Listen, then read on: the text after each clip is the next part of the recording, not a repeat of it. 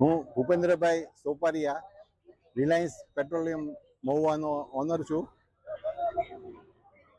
આજે ખોટી પેનિકને હિસાબે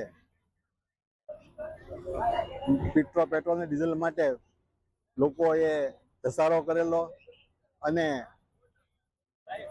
અમે આખો દિવસ બધાને પેટ્રોલ ડીઝલ આપેલા.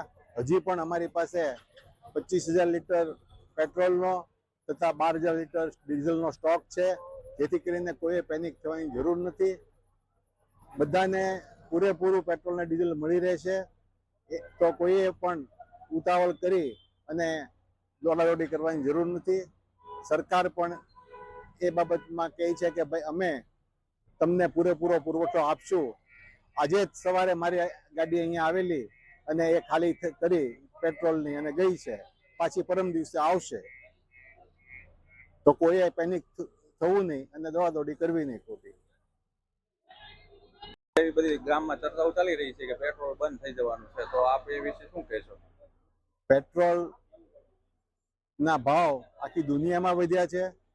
આપણે ભારતની અંદર હજુ સુધી પેટ્રોલ અને ડીઝલના ભાવ વધ્યા નથી અને વધવાની હજુ કોઈ શક્યતા છે નહીં. વાત પછી તમારી જે પેટ્રોલના સ્ટોક વિશેની, તો સરકાર પાસે એમ કહે છે હજી કે અમારી પાસે 70 દિવસનો સ્ટોક તો પડ્યો છે.